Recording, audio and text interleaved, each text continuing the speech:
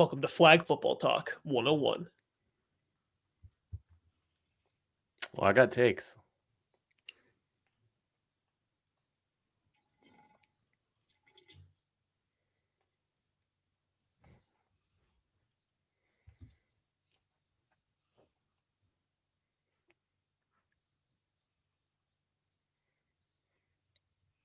It's not live on YouTube yet.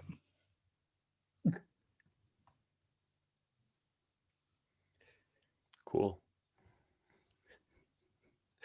Tick, tick, tick, tick, tick, tick, tick, tick, tick. I don't know why it's not live yet. Oh, there it goes. Well, I hope it's all in there. All right, so we are on the precipice of yet another Chiefs preseason game. There's some players fighting on both sides of the football to make this roster. Plus, more injury news for the Kansas City Chiefs. What else is new? Let's talk about it all. Thanks for listening to KC Sports Network, proudly presented by Emprise Bank. If you're thinking about starting a business or know someone who is, check out Emprise Bank's SBA loans. It's always good to know your options, and they can be your partner in possible. Welcome into a live edition of the KC Laboratory, presented by Emprise Bank, our partner in possible here at KC Sports Network. We put our money where our mouth is here at KCSN Draft Guide, KC Sports Network, an absolutely incredible partner and a day one for us here at KC Sports Network. I'm here with my day one, Matthew Lane. Matthew, how are we today?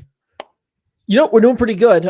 Today was my middle kids, my son's first day of kindergarten. So that was something. That was a decision. Like, thankfully, he had been going to pre-K. So like we had kind of had, the going to school big moment, but still pretty big having the first day of kindergarten. So it's been a whirlwind of a day. You realize that, man, it's crazy that I'm so young and have a kid in kindergarten. Like, I just don't know how that happened. I'm not used to name redacted being your middle child yet. Like, I'm still not entirely used to that. Like, I just remember when we all had everybody over at my house a couple years ago when KCSN launched, and just like all the kids are running around, and there is name redacted just chilling over by the pile of toys and all that stuff, backwards hat, and I think a shirt off. No. We don't have the name redacted. Easton is my son's name. He was over there. He was rocking some overalls with no shirt under it. That's it. And the backwards hat. And I think he might have even had a Blippy hat going too. So like he was a vibe out there. And yeah, he still carries that over. Just now everything's been replaced by Minecraft, like literally everything. But yeah, he started kindergarten. So it's a whirlwind, because that does not seem that long ago where he was smacking me in the face with a water gun as we tried to take a picture. Easton's always a vibe. He's something. That kid's gonna get in trouble. Well, and you kind of said like he just like was so unfazed by kindergarten today, yeah? God.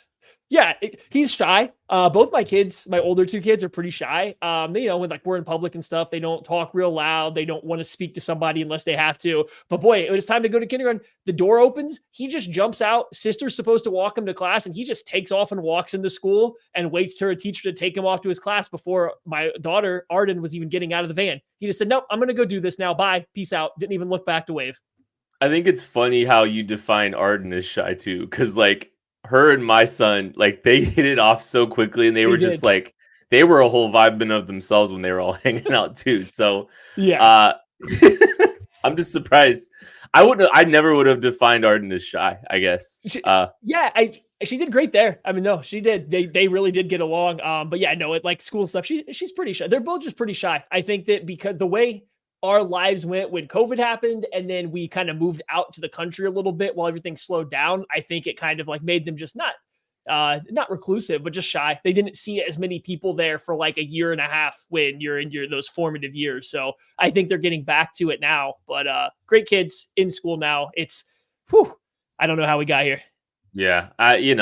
Just one little opening and all of a sudden we're spending 4 minutes on the kids. My oldest starts third grade tomorrow. So yeah, man. It's going from like kid school to real school. That's what the change has been for Arden. We did the open house, then she went today, and like it's no longer like, oh, you're here for fun and games. Like this is real. You're reading novels now, and you have to bring your computer to school, and like it's real stuff now. All of a sudden, it's like, oh boy, it's wild. Also, wild is the injuries continuing to pile on in Kansas City. Jawaan Taylor left practice early today with a shoulder injury, was carted off of practice, front of cart, although I don't know if it would have been back of cart if it was a super serious shoulder injury either. Like that just, that might have been a place where where in the cart maybe didn't matter all as much. But if a guy tears his pec, are they going to be like, oh wait, we think your pec's torn, go to the back. Oh, we don't think your tech's torn, you're allowed to sit in the front. Like, really? Did you just hear Tucker, did you hear that? Text porn. Yeah. Okay. Well, that too. Okay. I mean, if you got text porn, you got to sit in the back of the car. Sit some back in something else too. I think like a cop. Oh man, this show is off the rails already. Anyway, Jawaan Taylor is in the front of the cart. But shoulder injury, early indications are nothing to be overly worried about. But man, for a brief second, there was a little bit of freak out about okay, so do the Chiefs have yet another injury? And is this one that is going to shake up the offensive line room in its entirety? Yeah, I don't think that I feel as confident as a lot of Chiefs fans do about the way the news came out that there's nothing wrong. They didn't come out. The report wasn't, oh, there's nothing to worry about. Right. They're not overly concerned right now. They left a lot of ambiguity there to it to get worse, to not have enough information yet. Like, the injury might be worse than they initially think. They might not have any information till later. I think they gave you a very Andy Reid. He's got a little knee. He's got a this. He's got a hamstring. I think it was a pretty, we don't know yet. We're not going to give you too much. So while I don't think it is a torn pec, I also don't know the severity of this injury. I don't know if this is something that we just need to brush away. Oh, it's not going to be a big deal at all come week one. I think we're going to find out a lot more in the next couple of days, and hopefully it really is nothing. I just don't think saying we're not overly concerned right now, it fills me with butterflies. And I'm not like, oh, we dodged a bullet there. It shouldn't. And I there could be a world in which, that it is a little bit more serious than we're all, hoping. But I mean, this is yet another little injury that keeps popping up. There's a lot of mystery around several of these injuries, I think, at this point, like Chris Jones and Nick Bolt's finally back, which is great. Just Reed, you felt like there's a chance he wasn't going to be there for the beginning of the season, early in the summer and all that stuff, right? What do you think how does this team address the tackle position if Jawaan Taylor isn't out there for week one? I think it's pretty simple. The first thing they do is they drop to their knees, they put their hands together, and they start praying that some miracle happens, that a player is randomly cut that matters. Because, I mean, realistically, if you look what's available out there, even if you want to go pick a veteran offensive tackle, Donovan Smith, left tackle, David Bakhtiari, left tackle, Dwayne Brown, left tackle, everybody that at one point in time has had a good, a solid NFL season, has been good before. They're all left tackles. There's not really a right tackle. I mean, the best right tackle you're looking at is Billy Turner. And we're even 4 or 5 years away from him being a serviceable right tackle. So there's nothing out there available at the right tackle spot. You're probably not going to bring in one of these veterans that have played left tackle for the past decade and a half. You're probably moving the rookie Kingsley Suamatea over to the right-hand side where he played at BYU, where he hasn't really been practicing for the Chiefs, if you were going to bring one of those guys in, or you're going to try to run it with what you got, which we've discussed all offseason long that we don't think this team has a lot of faith or sees a strong a strong outlook for Wanya Morris to be a starting offensive tackle. But I don't think they see one with Lucas Niang either. So if Jawaan Taylor's to miss time, I almost feel like they have to go to the free agency pool, and there's just not a lot there, especially that have been career right tackles. Wanya Morris is still dealing with injury. Believe it's being labeled as a bone bruise right now. So he's still dealing with injury on top of that. Kingsley Suamataia is one of the few players in this entire offensive line room that's not cross-training right now. They're focusing him at the left tackle spot. So, yes, he's played right tackle in the last 18 months, 20 months, but this is someone that's been focused on the left tackle position. They have not moved him around. They haven't even tried that. They are just saying, let's get him locked into this position and get him going.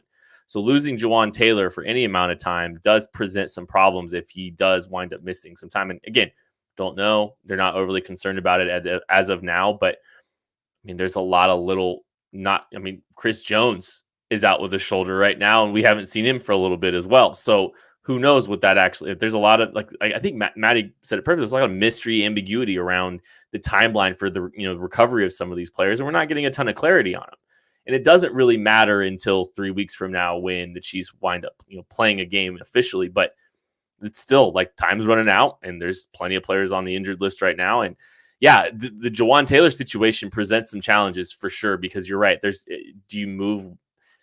I mean, if he's going to miss time, do you move Kingsley Suamataia over to the right side and sign a veteran like a Donovan Smith? Like, yeah, that's fine and everything, but Kingsley hasn't been working over there. He hasn't been getting work over there. And is that your best five? Probably, but it presents some challenges. I'd almost be more apt to see if Donovan Smith would want to play on the right side than anything. You're going to take Donovan Smith, who wasn't good or like barely, it wasn't even really average at left tackle last year, who's played left tackle in the NFL for a decade, and ask him to play right tackle. Like, I feel like if Jawaan Taylor's to miss, let's say it's an injury, knock on wood that it's not, and I don't think we've gotten the indication that this is yet, but if he is going to miss 3/4 of the season or all of the season, I think you have to go sign somebody and just put Kingsley into the right tackle competition, right? I think that's your move. I say that because, like I said, Bakhtiari, Brown, Donovan Smith, these are all left tackles. These are guys that are just left tackles. So I think it's best to take the guy that doesn't have a decade of experience, who has recently enough played right tackle 2 years ago, I guess, at BYU now, and a little bit, like when he was going through camp and stuff at Oregon. You take him and you put him in that right tackle competition along with the Wanya Morris, along with whatever Lucas Niang or Chu Godric are providing, and you just see who comes out on top. Like, I think that's the best way to go if Taylor's going to miss significant time. If Taylor's not missing significant time, if it would be, he might be back for week 3 or week 4, then I don't think you mess with it. And you just try to survive by rolling out there. Probably when Wanya Morris comes back healthy, you would put him over to the right side, where he did take reps last year. Not so much this season, but he did take reps there last year, and it played there at Oklahoma, and you would have him compete with Lucas Niang. You maybe don't feel quite the need to go out and sign somebody, although if you wanted to find a cheaper veteran offensive tackle, maybe you could. But yeah, I think we just got to wait and see. But if Taylor's missing significant time, I think this team needs to go sign somebody. I don't think that you can mix and match the tackles they have at right and left and come away with something that feels quality.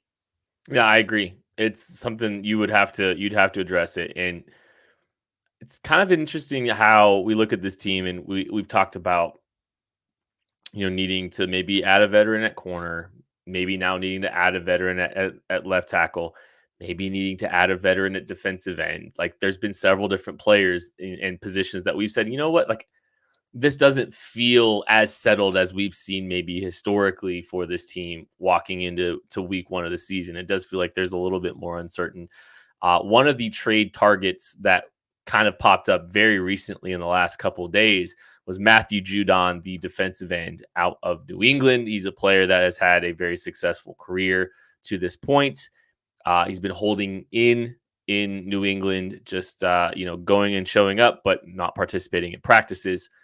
And today, after, we talked about him on Monday, he was traded to Atlanta for Atlanta's 3rd round pick in 2025. Matthew, what say you? How do you feel about that? There's been leaks of other teams interested, being the Chicago Bears, the Houston Texans. Notably, there has not been a leak that says the Kansas City Chiefs were interested. So we don't know yet if they were or if they weren't. The price is pretty much exactly what we said. We both had guessed a 3rd round pick would get it done. We even kind of waffled back and forth over would it be the Chiefs or the Titans pick. The Chiefs pick likely is going to be way too far back to be the best offer. And lo and behold, it was, as the Atlanta Falcons, who were going to be trading a mid-round pick, presumably, right? And maybe with Judon, maybe that becomes a later 3rd round pick, but not as late as what you would expect the Chiefs. So yeah, the Chiefs would have had to part with their Titans 3rd round pick, most likely to have the best offer.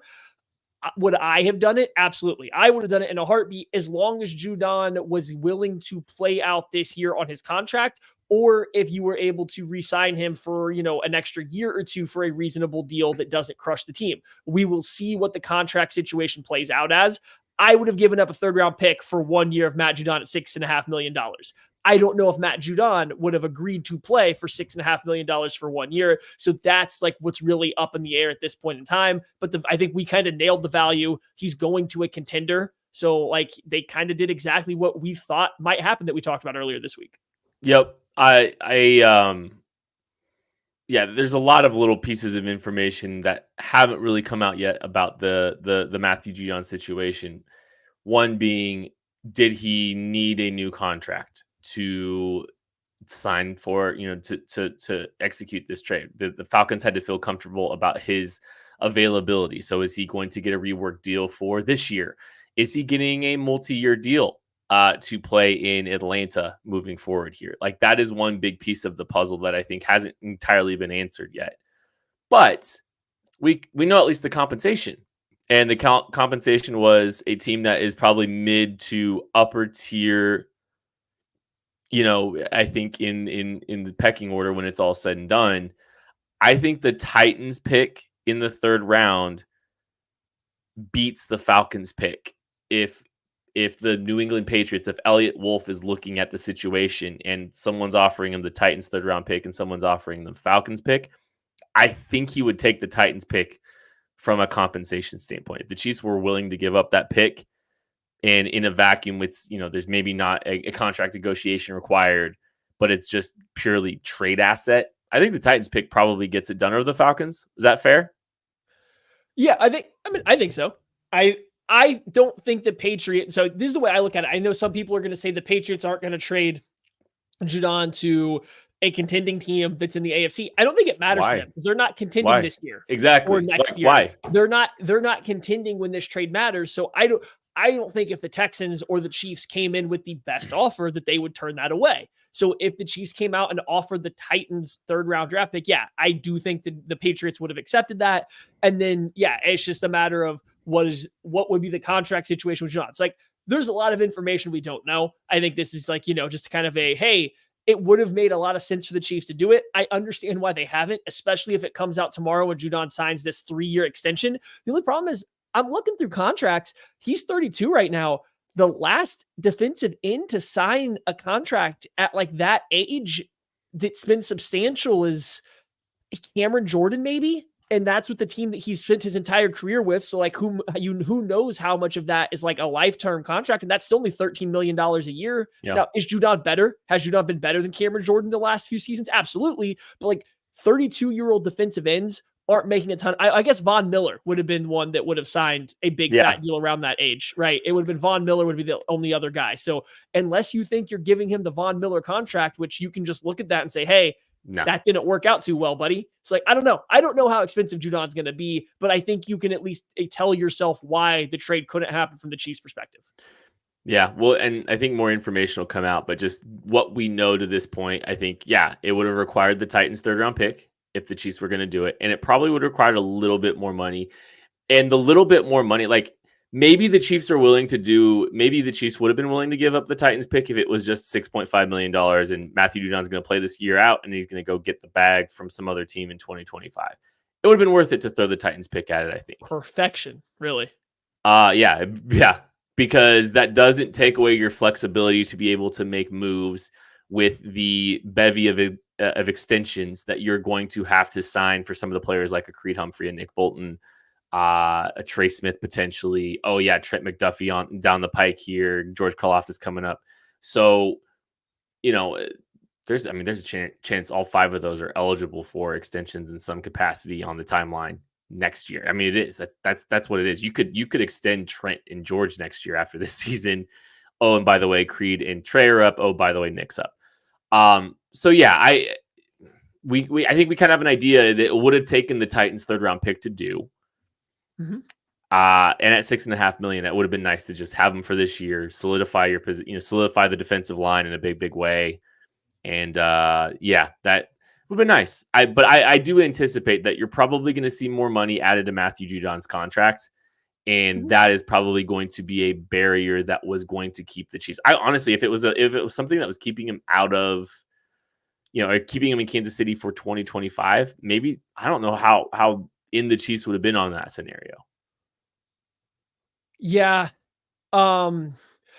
It really just depends on where his mindset is right now. I mean, it all depends on what his mindset is. And this is one of those things that we will never know here on the outside is like, what is his plan going? Is he ready to become a guy that's just bouncing around year by year, making a lot of money? Is he trying to sign another big long-term contract?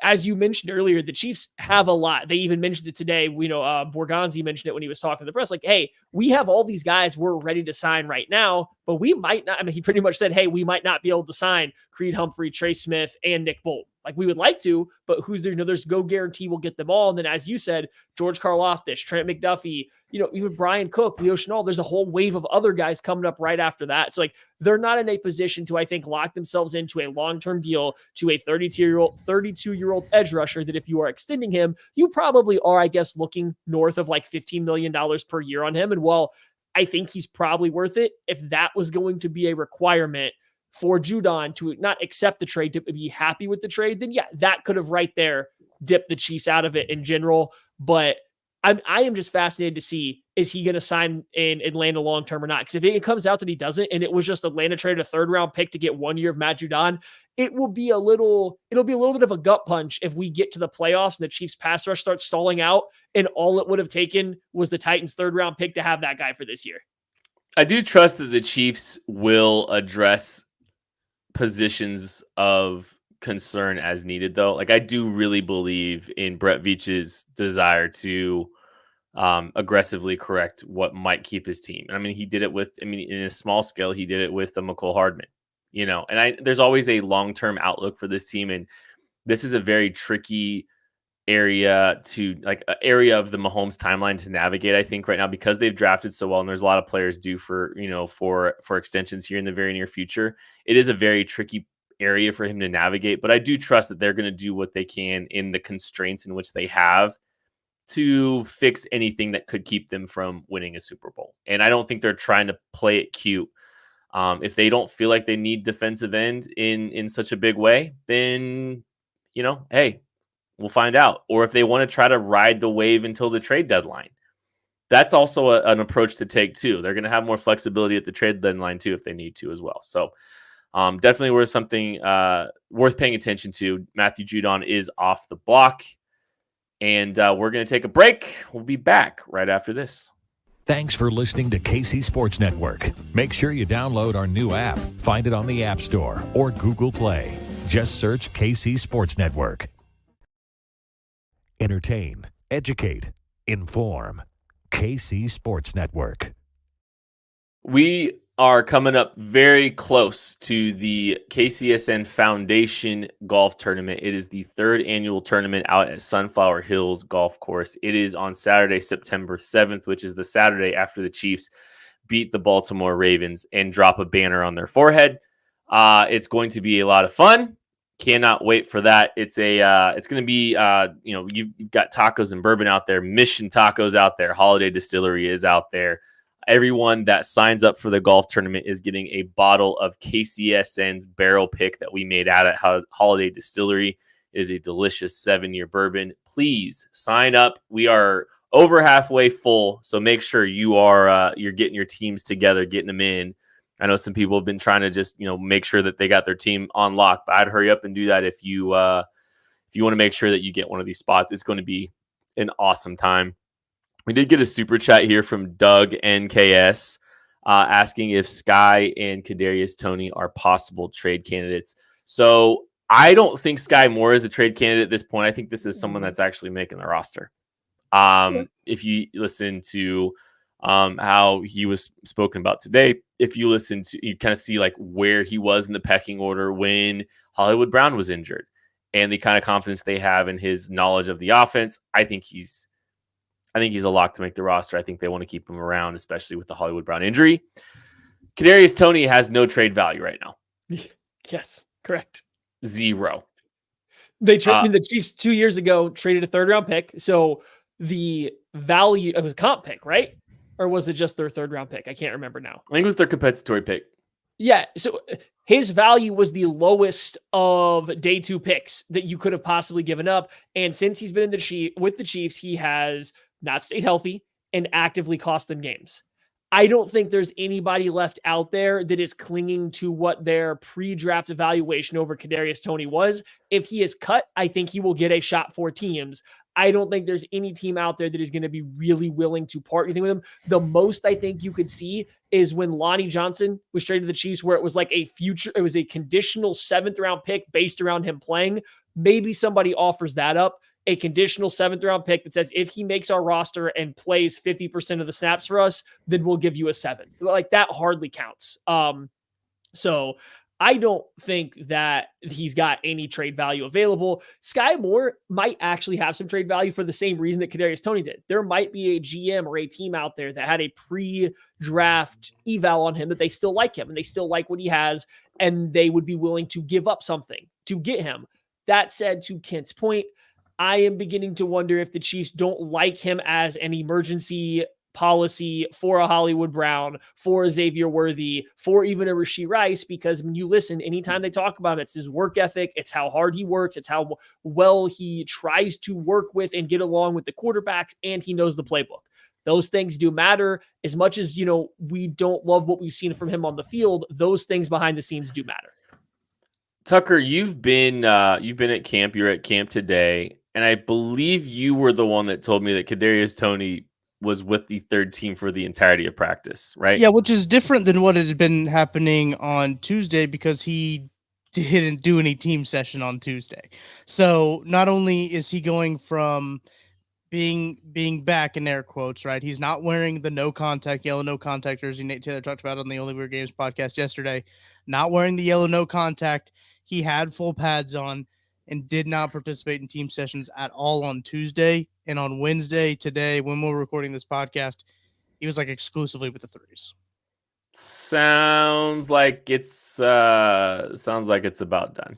He might get a lot of reps He might get a lot of reps on Saturday. We'll say that. I want to answer one more question from the chat before we move on, but I want to say to that conspiracy theory, I think it's very funny that he kind of held himself out of practice, the contact portion of practice. Then Matt Nagy goes up there and says he's got to be on the field for him to matter. And the next day he's out there practicing again, but on the 3rd team. I wonder if we've seen that song and dance from a Kadarius Toney and coaching staff before. I just wonder if that's happened before. And I don't know New York. Yeah. I'm not saying he's not hurt. It's just there seems to be a gap in the confidence of coaching staffs and Kadarius Toney's availability to play. And it seems like the Chiefs might be getting annoyed with his annoyed, not like disappointed, but annoyed with his lack of availability. And we know the Giants were there. So it might be a pattern. Do you have anything else on Toney? No. Okay. We got this question when we were talking about Matt Judon. It's like, it was from Mizzou 19. What is with the sudden sense of urgency to get more pass rush help? It's not sudden for me. I had defensive end as one of the Chiefs' highest priorities in free agency. Now that was before Mike Dana re-signed. So I guess, once they re-signed him, you could drop it down from being a high priority to a mid-level priority. But it's still something that I've been saying since the offseason. They needed more defensive end help, especially with Charles Omenihu being hurt. So it's not so much that it's sudden. It's just there has been guys available that could still help. And then I think once the Emmanuel Ogbah interest became public, it really starts turning the gears the Chiefs were at least kicking the tires on a defensive end as well. So it went from being fan speculation to the team was also looking into it. Maybe they are still looking into it now. So I don't think anything's changed necessarily, other than we now have it confirmed that the Chiefs had still at least been looking a little bit to add another defensive end. I think there were reasons for concern with Felix before the game too.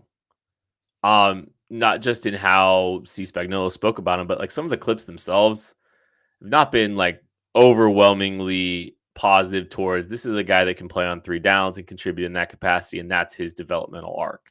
So that's kind of something that's of concern, I think, is just, it's a very defined role. Malik Herring also has a very defined role as more of a 1st and 2nd down type defensive end as well. And then you can, let Felix pin his ears back. But you're looking at a very thin group from a, 3-down type player. You've got 2 3-down players that can really step in, George and Mike Dana. And then outside of that, you're kind of looking at niche players, 2 niche players, and then that's it. 2 niche players behind Dana and Karlaftis, and this is a position where you need 5. Now, if I guess, Maddie, one quick question. If Charles Omenihu was healthy, never tore his ACL, and was just ready to rock, you'd feel different, right? Yeah, there would be no need to go out trading for a Matt Judon. There would be no need to even contemplate what it would take to get a starting level or a high-end rotational level defensive end. Now, you still want to go get Emmanuel Ogbah because you want to bolster that room, or a player of that nature. Sure, have at it, but there would be no interest in going to get a guy that's going to kind of play starter reps, because I think Mike Dana's best role is not playing starter reps. Like, he can eat those snaps, but you don't want him having to play that. You don't want him to be on that many pass rush downs, essentially, right? And so, yeah, if they still had Charles Omenihu, was healthy, he was ready to go, then I wouldn't really feel like there was this urgency, a need to go get them. And maybe that's the Chiefs' plan. Maybe they just want to hold on till he comes back. Maybe that's in the back of their mind. They're just like, oh, we're going to do just enough till he comes back. And then guess what? We're ready for the playoffs where our football season actually starts. The Chiefs typically keep 5 or 6 defensive ends on their roster, on the 53-man roster. Defensive end 5 is Truman Jones right now. Defensive end 6 is Owen Carney.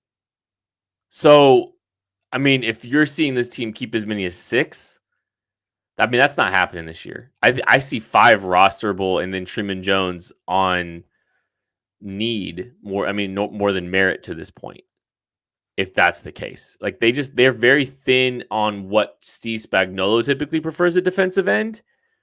And it's been a little jarring for me to see like how maybe they're keeping more defensive tackles this year. Matt Dickerson season is all I'm saying. We could probably talk more about the defensive ends here in a second with the bubble players, but we're gonna look, this is the last episode before the Chiefs play again. Again, we'll be on the KCSN post-game show for Chiefs Lions on Saturday evening.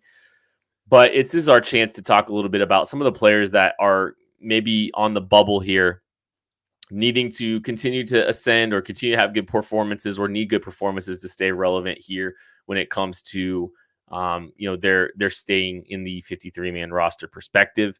So we're going to start with the offensive side. We've spent a lot of time talking about Kadarius Toney. I think that is one of them. Like, I kind of think the book is pretty closed on him, but even if he plays a lot of snaps and kind of shows what he's able to do, how much does it really matter, do you think, Matthew?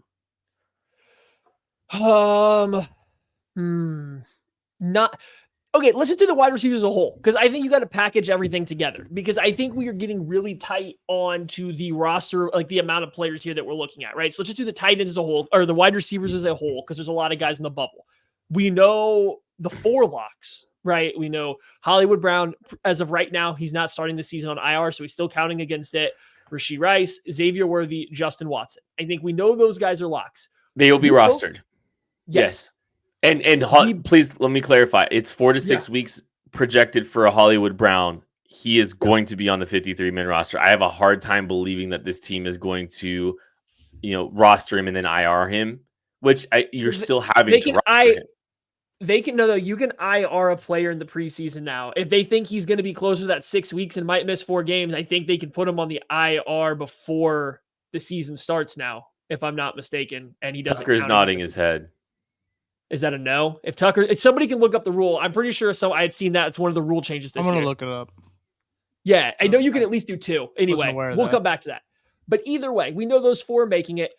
We both just said we think Sky Moore's got an inside track right now. So I don't know if I'm going to call that up as a lock right now, but I feel pretty good about putting him in there at 5. Like, I feel pretty comfortable. I'm not going to, I'm very close to locking it up, man, just because I'm getting there, and I'm okay. Yeah. So that's 5. Yes, that's 5. Our bubble players then become Mecole Hardman, Kadarius Toney, Justin Ross, Nico Remigio, and they're fighting for at most 2 spots. Mm-hmm. I don't know if anything that happens in a preseason game from a guy that's not showcasing his ability to be the best return man, that's circling back around, for not being a return man, I don't know if anything specifically just from a preseason game is going to change anything as just a receiver, not a return man. So if Kadarius Toney's not getting kick return and punt return reps, which I don't think he's in the first spot for either one of those right now for this team. I don't know what he can do in a preseason game to climb himself really deep back into that battle. And he probably looks like he is going to find himself on the outside looking in. I agree. I don't know how much what Kadarius Toney does matters in the outlook. Like, okay, you're going up against second teamers and you look good making plays that you've made consistent. You've shown some ability to make some plays against high level talent. It's not about that. It's about things outside of what happens on the field. And so, like, that's where things get a little tricky for me, is like, I'm not sure what really matters for Kadarius Toney at this point, unless there's just something attitude, from an attitude perspective, a mentality perspective that matters. We got this super chat question from KL368. And again, all super chats wind up going to the KCSN Foundation. So appreciate your support there. What is the vision for Justyn Ross? This isn't exactly a jump ball offense, but they've stuck with him anyways. What's the play with him? And so Justyn Ross is, I think, another one of those guys that, if he continues to stack good days together like he has, if he continues to show out and make, performances like we saw in preseason game number 1, but also in camp recently, he seems to be getting some opportunities with Patrick LaVon Mahomes. I mean, I think the outlook's starting to look really good for Justyn Ross. And even beyond the jump ball stuff, even if it is just kind of in a niche role, I think he's starting to carve out a role on this offense.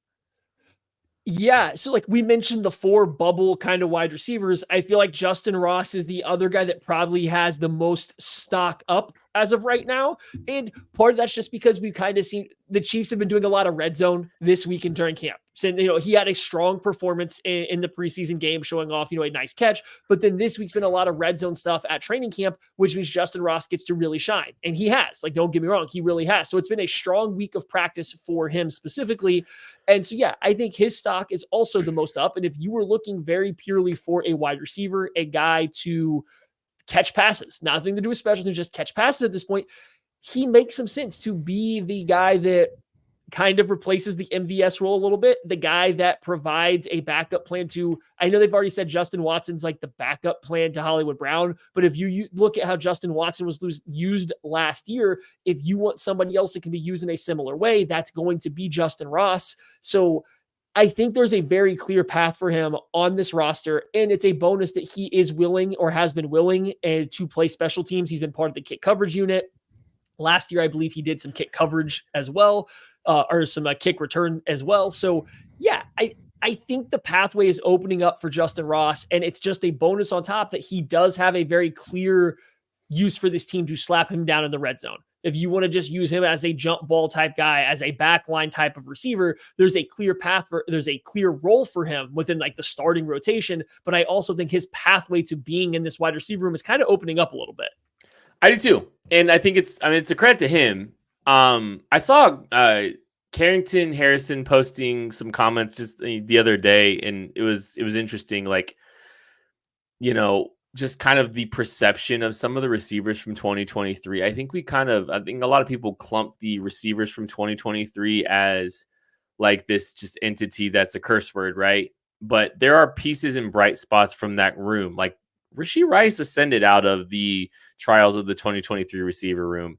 And Justyn Ross is still a very young player. And yeah, he didn't have a ton of production last year, but he showed some flashes. And I think it's hard to separate the bad taste of 2023 with a lot of these receivers with what they're doing this year. And Sky Moore has had some up and down performances. I think to this point, it's been very up and down. But he's shown some consistency of late. He's made some plays of late. We haven't seen as many mistakes of late. Actually, Tucker, I'm curious. Has your perception of Sky Moore the last couple of weeks since being out in training camp, maybe even last week specifically, has it looked a little bit better than it did early on in the training camp? Yeah, it has for sure. And I do think that maybe some of the injuries in the wide receiver room has helped him get a little bit more reps in there. And he has looked a little bit more comfortable since the pads came on, because you guys did mention he almost had like the yips a little bit when it came to catching the football. It seems like he's a little bit more confident now when the ball's thrown his way. I don't know if that helps with like getting reps with Carson Wentz, because Carson Wentz still a pretty good quarterback. He's still pretty good. So I think he was able to get reps there, build some confidence with the lower level guys, but he's getting a lot of run with the ones when they did a lot of the red zone stuff too today. I noticed this today and yesterday. They did a lot of red zone focused stuff. He was in on those.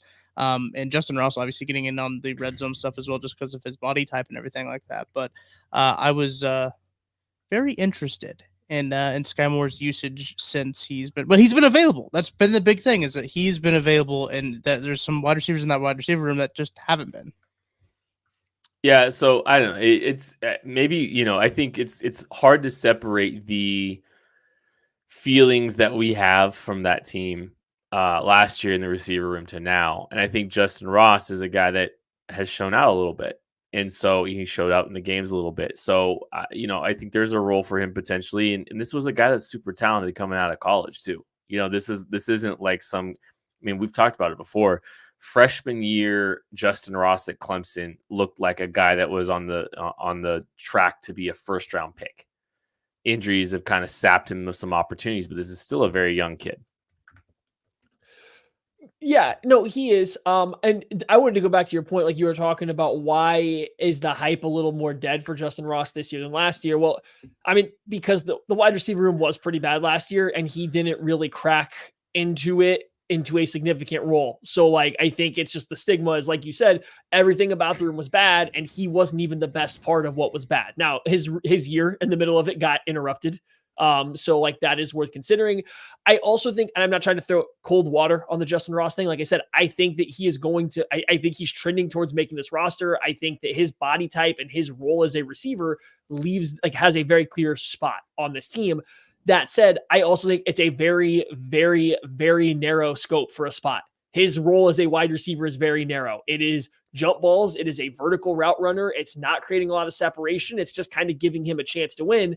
How many 2nd and 7s, how many 3rd and 5s are Andy Reid and Patrick Mahomes going to want to say, hey, Justyn Ross, we're going to give you a chance to win on this play, versus letting Mahomes do it, letting Travis Kelce do it, letting Rashee Rice, Xavier Worthy, Hollywood Brown, letting someone else do it. So that is the biggest holdup. And that's been the holdup all the time with the Chiefs and getting a jump ball contested catch receiver is they don't really want to do that more than a couple times a game. And if Justyn Ross is only playing 10% of the snaps, how many opportunities is he ever really going to get? Still think he makes the roster. It's just, it's the opportunities for this type of team aren't going to be substantial for him, most likely. And I think, and it sounds weird to say, hey, look, the defensive end position is very unsettled, and the cornerback position is very unsettled, and we're the tackle position is now very unsettled. But of the players on here, I think we kind of know who's in and who's out. We're getting closer to some of that, and what that means is the conversations don't stem from how big of a season can Xavier Worthy have, which I'm sure we'll get to at some point, but it's more about, hey, how does wide receiver 6 fit into this team? And I think that's where these conversations kind of stem. It's kind of important to have these conversations, because this is where the real meat of the conversation starts, which is, in a lot of ways, it's a blessing, because we're so used to not that here in Kansas City. So I'll take conversations about how Justyn Ross fits on a roster versus, I'm a homeless existence, which I don't really know much about when it comes to podcasting, which is absolutely delightful. All right. We gotta do defense, but real quick, anybody else in the offense that's a roster bubble guy that you think needs a specific performance? We talked a lot of offense, so I'm not trying to gloss over this very, overly quickly. Carson Steele, I think, has got himself up there to the Sky Moore camp of, I don't know if I want to say a lock yet, but we are solidly on there right now. Solidly on there. Yes, Tuck's got his hand up. Is Clyde Edwards-Helaire on the bubble? I want to talk about that real quick. I don't know if Clyde Edwards-Helaire is on the bubble. I'm not sure that we have appropriately talked about Deneric Prince's outlook entirely. Are we sure Deneric Prince is a lock for this roster right now? Oh, no. I think there's one one running back that's a lock is Isaiah Pacheco. I think Clyde Edwards-Helaire most likely makes it because I think it almost cost the Chiefs as much money to cut him as it does to keep him at this point. And I don't think they see him as a like net negative that they are willing to just not have for the same amount of money. But so I think he's most likely making it. I think Carson Steele is most likely making it. And that makes Deneric Prince the most bubbled guy. And again, I thought he had a fine preseason game. It wasn't highlight worthy. It wasn't super explosive. I don't think he got a lot of good opportunities playing behind a really bad second unit of an offensive line, but I thought he looked better than he did last year. He had shown growth.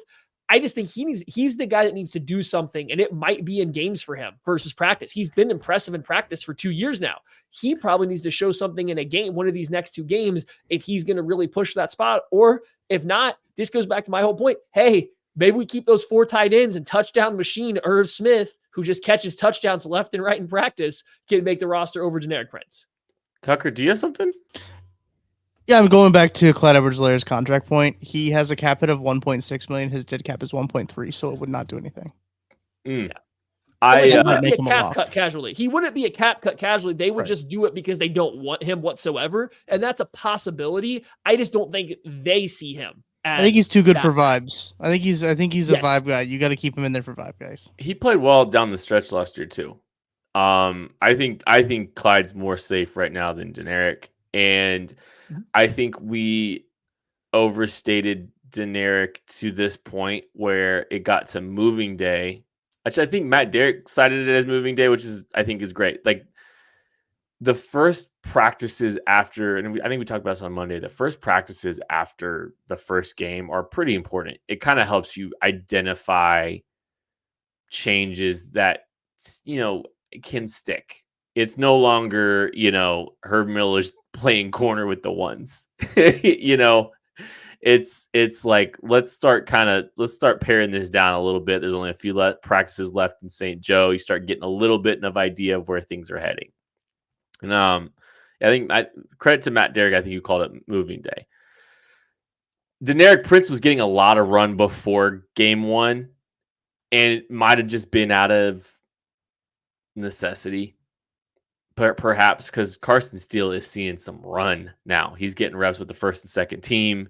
He's played well. I actually think Carson Steele fits better for what this team needs from a roster construction perspective in the running back room right now, just because I think he's got some chops as a pass protector, and he seems to be more, at this point, more reliable. Oh, Tucker's hyped. What? I totally forgot about this. I don't know if I said this to you guys either. I took a video of Carson Steele working with both Dave Tobe and Andy Heck on blocking technique. And I thought that was wildly interesting. I have the video of it. I didn't post it because other things happened, but he is certainly working. He is conscious of him needing an ability to block to make this roster. That's nice from a guy labeled as a fullback.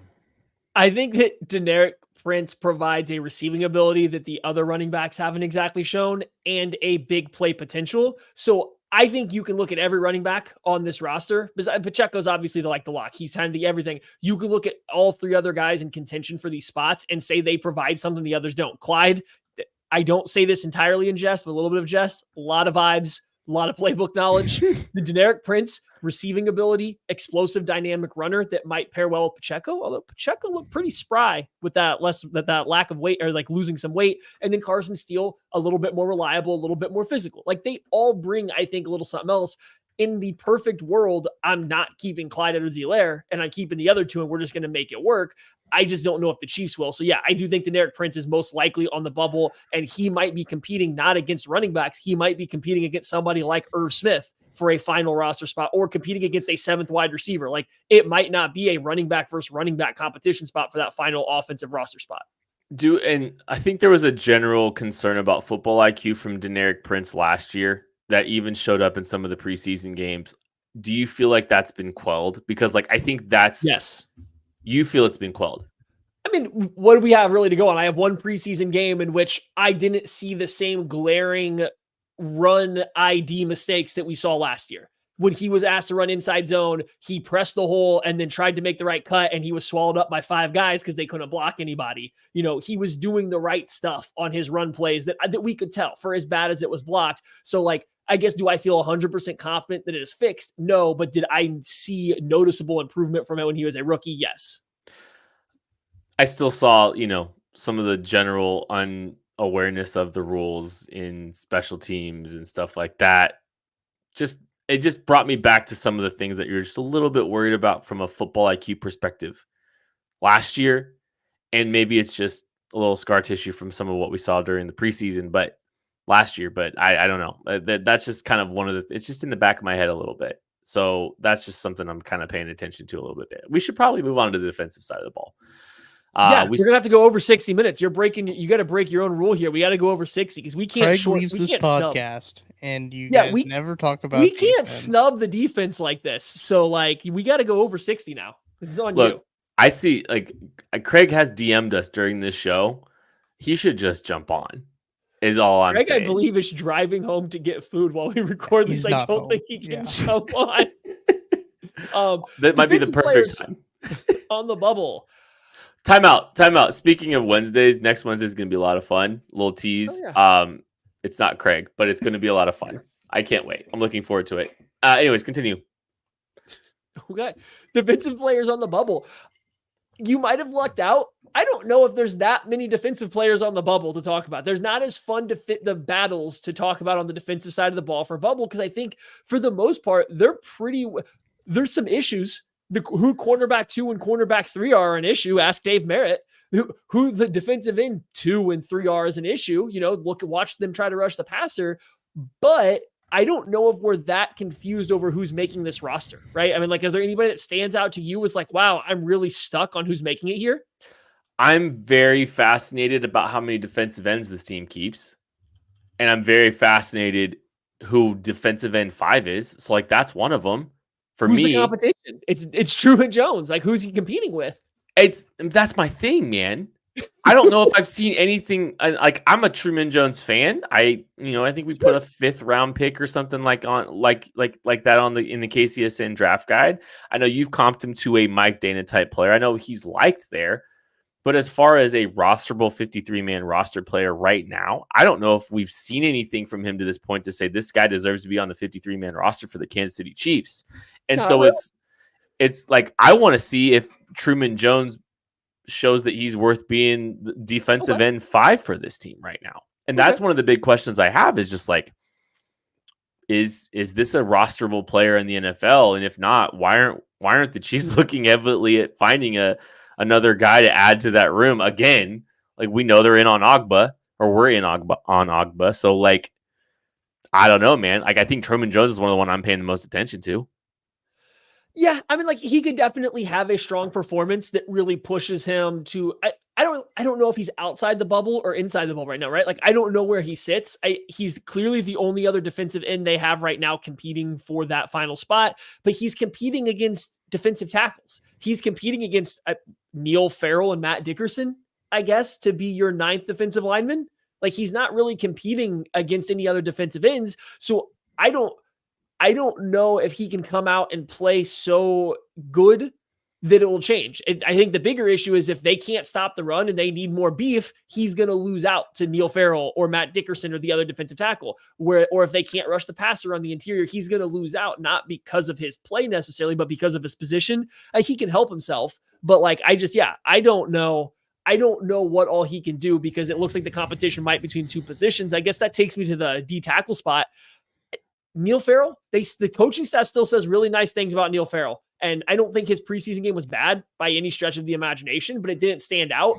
Nose tackles are kind of hard to watch stand out. I think we all as Chiefs fans watched Danny Shelton be probably their best performing nose tackle last year in the preseason, and then he didn't make the team. So it is a little difficult to know what they're asking of those guys clogging up the interior, but you do want to, you would like to see Neil Farrell really stand out in terms of holding up blocks, dominating second unit offensive lines when he's in there against them 3rd unit guys. So he could still make a really strong push to go from, I think he's on the bubble, right there around there to, maybe he gets into the right side of it within the strong performance because the coaching staff does seem to like him.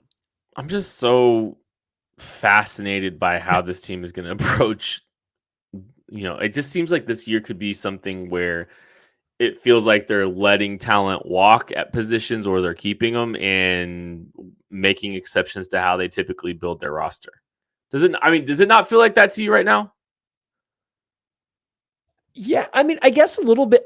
I think the Chiefs are in a spot, especially with like the back fourth of the 53-man roster. Not that it doesn't matter, but I think they are still looking at everything as like, hey, can we just get ourselves to December? Can we get ourselves to January and then to February? Like, can we be peaking at the right time with all the right guys healthy? So if they have the wrong 49th, 50th, 51st, 52nd, 53rd player, and they have to adjust those as the first half of the year goes along, I don't think they care. I don't think they care if they have to adjust that. So maybe being a little wonky with their typical roster numbers to start the year because depth and need for depth and injuries and everything like that changes the year goes on. I wonder if they just simply don't care as much right now. Yeah, I'm wondering. Like, I've used a lot of historic trends to kind of keep my framework in my head, and I'm slowly siding with you on some of these where like when we were doing our 53-man roster, we had seven, this is a joke, we had 7 defensive tackles cap, but it was close. And like, but like I only see 4 defensive ends that are truly worth being rostered right now. And it's like, you don't see many more defensive tackles worth being rostered than defensive ends either. So like, I mean, it's a bubble 5, fight, maybe 6 with Fabian Levette. And that's a hard maybe. Like, I don't know. I don't think the defensive line group as a whole is no much about who's on the bubble and who's making it and who's not. And it's more of like who's just good enough that they got like the spot. Like it doesn't really feel like you're competing. I don't say that to talk down about these guys competing for their livelihood or anything like that. But like there's only so many spots in the NFL. Only so many guys make it. Right now, it seems like the Chiefs' final couple defensive line spots are coming up to guys that would have a hard time making 31 other teams right now, just because like the Chiefs are just so thin at that spot. Yeah, Cam Jones, Cole Christensen, Curtis Jacobs kind of competing for spots here. I think Jack Cochran's locked. I think Jack Cochran's a lock, and then Cam Jones. Oh, you're starting fights. You're the one starting fights at training camp. You're a lock, buddy. You feel confident about your spot if you're starting fights. Well, like I mean, if you look at some of the trends and some of the indicators, anyway, he was already a lock, I think.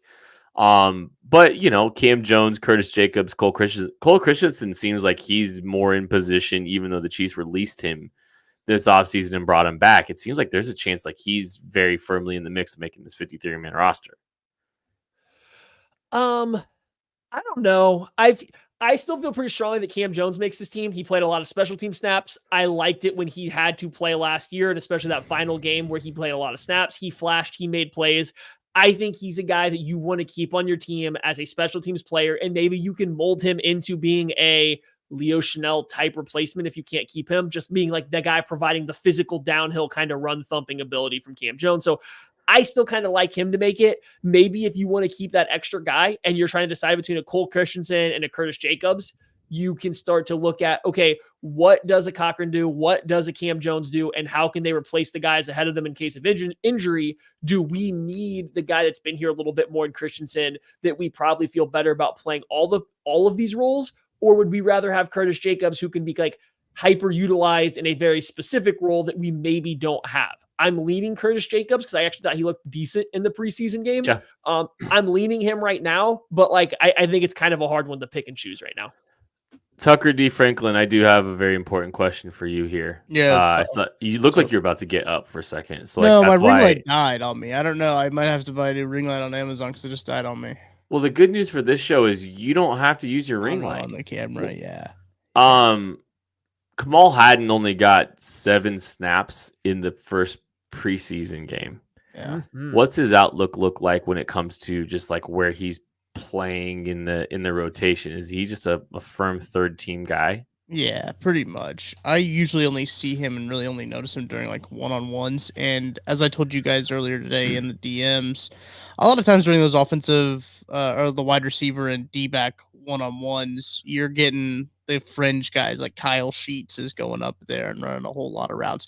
You're not seeing Trent McDuffie versus Xavier Worthy very often. So like that's the only time I'm like, oh, there's Kamal Hadden playing a lot of reps is during the one-on-ones. It's those guys trying to get noticed. But yeah, during team sessions, he is firmly on the third team. But hey, look, DJ Miller has been playing pretty well. Nabbed a couple picks today. I've noticed him a couple times, but again, third team. Chris I thought- Holodo can throw balls. Ian Book throwing balls as well. I think Miles Battles look better than Kamal Hadden. I think Kamal Haddon's like the final cornerback listed on the newest depth chart. Like, not that you can read too much into those, but like there was a little bit of a shaking up in like the order of a couple positions. And I do believe that he is like the final guy listed on there. Him and Nick Jones, and then both of them seem to slip down the rotation a little bit after the preseason game. Yeah, either one of them could use a strong showing to push for a final cornerback spot. However, like I still think they're kind of hard looking on the outside, right? Like how many corners do you think they're keeping? 6? Yeah. I mean, probably McDuffie, 6. Watson, Williams, Najee Johnson, Kelvin Joseph. Seems like they still like him. Yep. He gets in there a lot. That puts us at 5. They're keeping one more. Like, do we really, are Haddon or Nick Jones really pushing the Echo Boy Does, pushing Keith Taylor? Like, those guys kind of seem like they've separated themselves from those two. And so, especially I've seen Keith Taylor play in the slot and out wide. So, yeah, I don't know. It seems like those two guys, Nick Jones and Kamal Haddon, might be on the outside of the bubble, and they need strong performances to get back into the conversation because it kind of seems like they're out of it right now. It really does if you're getting 7 snaps for Kamal Haddon. 7. It's a rough one. He hasn't. I don't believe he's missed a practice for injury. So it's not like they've been like managing his reps. It's just him simply getting 7 snaps in a preseason game. It's not good. It's not good. And Miles Battle, I'm telling you, Miles Battle looked better than him in that game. Like, and Miles Battle did some things that I think Steve Spagnuolo is probably really going to like. You know, being physical in the flat. And, you know, he's got the length and athleticism. He's a tier 1 cornerback athletic tester, a CBAT that Craig Stout did. So, I mean, I don't know. Can't forget Christian Roland Wallace either. Because actually, I think they've kind of liked a little bit of what he's done. I think they see him as a little bit of as a slot type corner, if I remember right, from where he's mostly been playing a little bit. But like safety he's too. Actually, he's flashed a little bit. He's flashed a little bit to me. If like you said that like Miles Battle's been better than those guys. From what I've seen from him and like clips from camp or then during that game, he's probably been better than Nick Jones and Kamal Haddon as well. I agree. I think just from pure tape, like a little bit different how they're utilized, but yeah, I think Roland Wallace has been better than Miles Battle. Okay, let's predict this game because it totally matters. The Chiefs are currently favored 6.5 points against the Detroit Lions. I don't know what to expect from this game as far as how much, you know, Patrick Mahomes and the first team offense are really going to play. I just know that the second that second team offensive line gets in is bad news for the Chiefs. So I'm just asking you, do you think 6.5 is too big of a line for a preseason game with the Chiefs versus the Lions here? Because I feel like I know Jared Goff's not going to play, and I think that the Lions are going to get very quickly into their, their depth. But man, the Chiefs' young offensive line just looked real rough in that first game. I don't know how confident you feel that they're going to be able to put together a good performance really here. I am so not commenting on who's going to win a preseason game and by how much. I will say that in this game, though, I think the Chiefs' second unit offensive line will play slightly better than against the Jags because I think you had a lot of young guys that needed that first initial experience. They got over the shock and awe. And while I think they might still be a problem throughout the whole year if the Chiefs have to dip into it, I do expect them to be a little bit more game. Like ready just mentally for this Lions game. So yeah, I do think the second unit offensive line will look better, which takes me to my biggest thing to watch in this game is I want to see the running backs.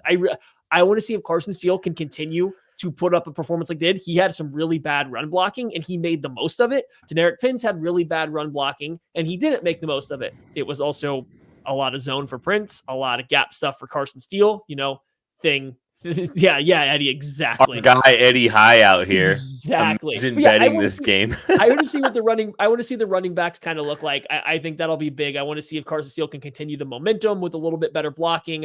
I want to see if Deneric Prince can get going a little bit more. And I want to see, because I saw it in the camp clips again, they're running a lot of power even during training camp. And they ran a lot of power, a lot of trap during the first preseason game. It doesn't tell you everything, but they seem to be drilling it an awful lot for a team that has traditionally run those two runs, like 10% of all of their runs in a season.